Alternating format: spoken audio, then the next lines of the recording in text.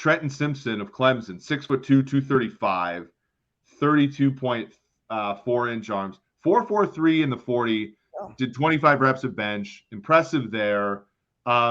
He had 31 pressures in 2021, just 16 last year, so they kind of had him play, didn't have him blitz as much. He had more stops in 2021, 35. And when we say stops, this is an analytical thing. We have expected points added, which is basically saying, did you get closer to scoring or further away? A stop is a tackle where the offense gets further away from scoring. So it could be like a 2-yard gain, a 3-yard gain, a minus 3-yard gain, but it can't be like a 7-yard gain on 1st and 10. So that's kind of distinguishing good tackles from whatever tackles. He had only 29 in 2022. So the guy got a little bit less productive this year than he was a season ago. He was another one where he rushed the passer a lot in his film. I thought he was decent at fighting through blocks in the run game, but I'm really curious to hear what you think, Thomas. So is Trenton, by the way, is he a junior? Or is he's not a senior, is he? I thought. Good question. I think you're right. I think you only had the 3 years at Clemson. Right. So while you're looking that up, look, I mean, he's a will linebacker. I mean, he's a guy, obviously he can smoke it, man. He can roll. There's no question. Yep. When you watch him, that stands out. He can make plays. He's coming downhill a lot. We call a downhill player, of course. He's a see and go type of dude for sure. I think he's got a solid awareness. I'd love to be able to spend more time and truly dig in and see what that is. Some of the things that I'm a little more concerned about is with a guy this size and a guy this speed, right?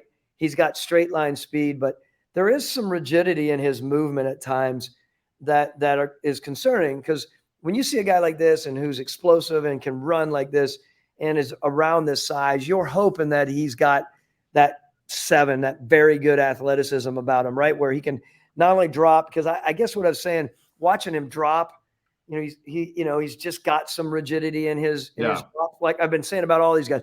And I feel like I'm singing the same tune, but there are a lot of linebackers out there, some are a little more rigid than others. Some can even not look that good when they're dropping, but they're able to jam it and go.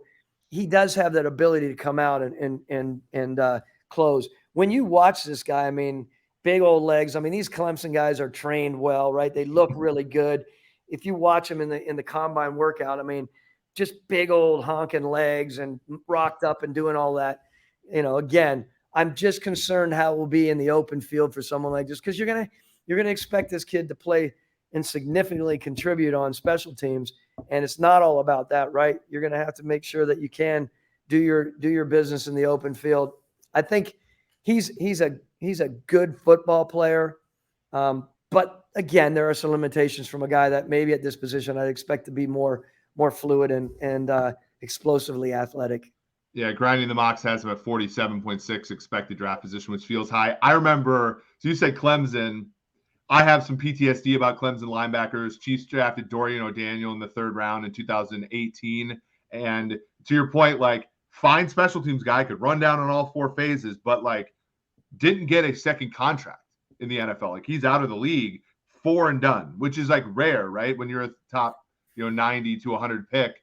And, it's just one of those things where all the deficiencies you talked about, great athlete, looked really good on the field. It gave him opportunities. And that linebacking core for the Chiefs, like, newsflash, was not, we're not talking about like, Donnie Edwards and, all the, like, this was a linebacking core that you could have started for if you had some competency, and like, it just wasn't there. And it was all kind of what you were talking about, which is super impressive, athlete guy. But when the lights came on, no one was home. And it was just like, an issue. Right. And to me, this is a kind of bearing my soul a little bit, because when we get to this next guy, every single time I've had a bad eval on a linebacker, I've asked somebody, they were like, yeah, in college, they asked him to do one thing, and he was amazing at it because he was a better athlete than everybody else, and that's what's showing up in your data.